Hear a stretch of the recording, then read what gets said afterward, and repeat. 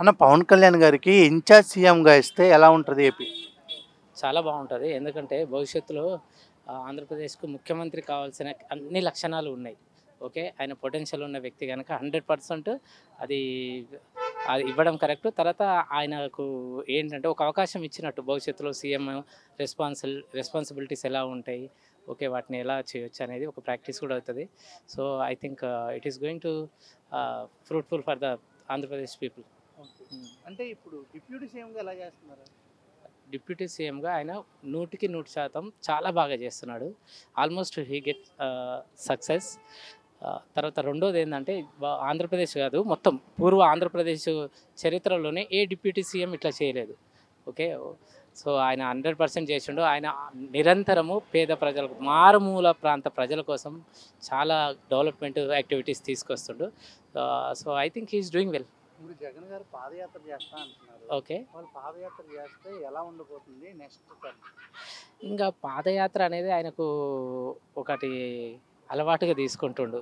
ప్రజల్ని రెచ్చగొట్టి, తర్వాత అక్కడున్న ఎమ్మెల్యే క్యాండిడేట్స్ని రెచ్చగొట్టి వాళ్ళ పైసలు ఖర్చు చేసి, తర్వాత ఈయనని మర్చిపోకుండా ప్రజల్లోకి వెళ్ళాలని అనుకుంటుండు. అదొకటి మెయిన్ ఇంటెన్షన్. రెండోది ఏంటంటే ఆయనకు పదవి కావాలండి అల్టిమేట్గా.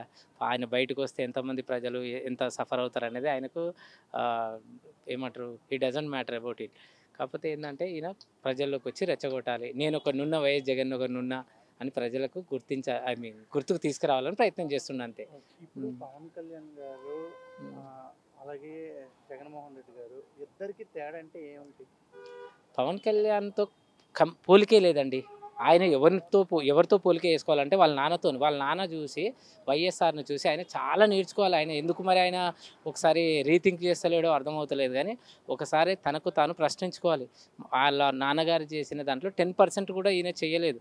ఎంతసేపు ఈయన రివెంజ్ పాలిటిక్స్ చేసిండు, తర్వాత ఏంది రెచ్చగొట్టే రాజకీయాలు చేసిండు. కానీ వాళ్ళ నాయన చేసిండు ఎలా, ప్రజలను ఎలా మంచిగా చేసుకోవాలి, ప్రజల్లోకి ఎలా వెళ్ళాలి, ప్రజలకు మంచి పథకాలు ఎట్లా తీసుకురావాలనేది వైఎస్ఆర్ గారు ఆయన సక్సెస్ అయ్యిండు.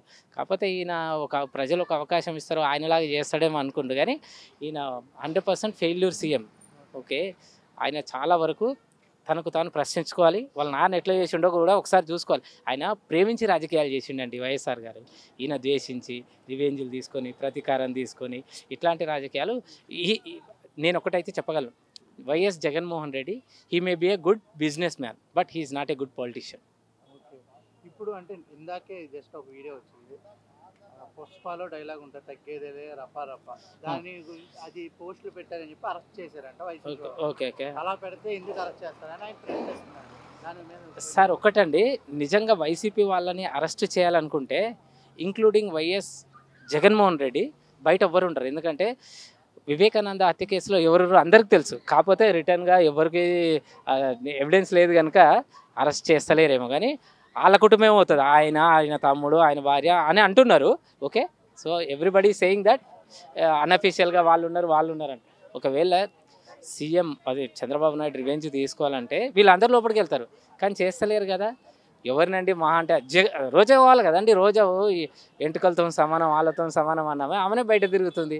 పేరు నాని అన్నాడు, ఆయన బయట తిరుగుతున్నాడు. ఇంకోటి, ఒక్కసారి కూడా రెస్పెక్ట్ ఇచ్చి మాట్లాడలేదు చంద్రబాబు నాయుడిని. ఎవరు?